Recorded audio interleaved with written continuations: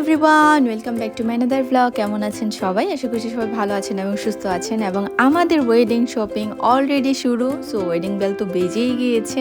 আর এইখানে প্রিমা হচ্ছে আমাদেরকে খুঁজেই পাচ্ছে না, ফোন দিচ্ছে, অথচ আমরা এখানে বসে বসে ওকে ভিডিও করছিলাম। হ্যাঁ, পাগলি একটা। সো যাই হোক, আজকে আমরা বেরিয়ে গিয়েছি মেহেদি এবং হলুদের শপিং করার জন্য, এবং এরা দুজন আরও একটা ওয়েডিং প্রোগ্রামের জন্য শাড়ি কিনবে। সো চলেন দেখতে থাকেন আমরা কি কি কিনি, কি কি শপিং করি। যদিও আপনাদেরকে গেস করতে হবে যে আমরা মেহেদি এবং হলুদের জন্য ঠিক কোনটা নিয়েছিলাম।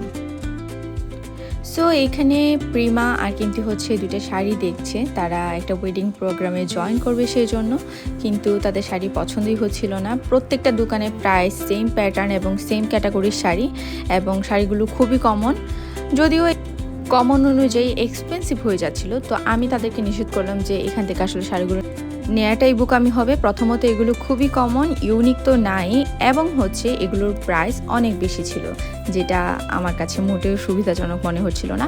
তো আমার কাছে মনে হচ্ছিল যে এর থেকে অনেক লেস প্রাইসে অনলাইনে অনেক ভালো ভালো শাড়ি পাওয়া যায়। তো আমি তাদেরকে অনলাইন সাজেস্ট করে দিলাম, এবং তারপর আমরা এখানে চলে এলাম মেহেদির শাড়ি চুজ করার জন্য।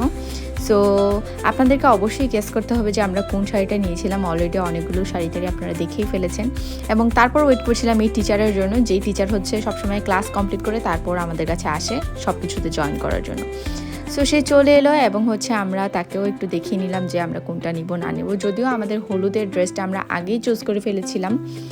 সো অবশ্যই আপনাদেরকে কমেন্ট করে আজকে জানাতেই হবে যে আমরা আসলে হলুদ এবং মেহেদির জন্য ঠিক কোনটা চুজ করেছিলাম। তো মোটামুটি অনেক শপিং আমাদের কমপ্লিট হয়ে গিয়েছে, এবং অলরেডি ডমিনোজের রিভিউ আমি আপনাদেরকে দিয়েছি।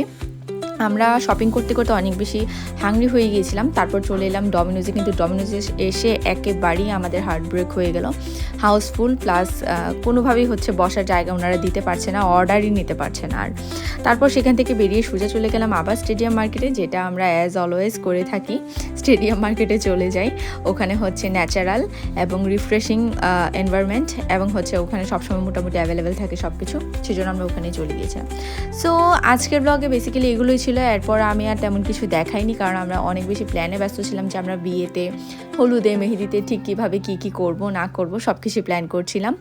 সো এই তো ব্লগটা এই পর্যন্তই ছিল। অবশ্যই সবাই কমেন্ট করে জানাবেন ব্লগটা কেমন লেগেছে। যদি ভালো লেগে থাকে ইউটিউব বা ফেসবুক যেখান থেকে দেখছেন অবশ্যই ফলো করে দেবেন, এবং আমার পাশে থাকতে ভুলবেন না। দেখা হচ্ছে নেক্সট ব্লগে। টিল দেন সবাই অনেক ভালো থাকবেন, সুস্থ থাকবেন। টাটা।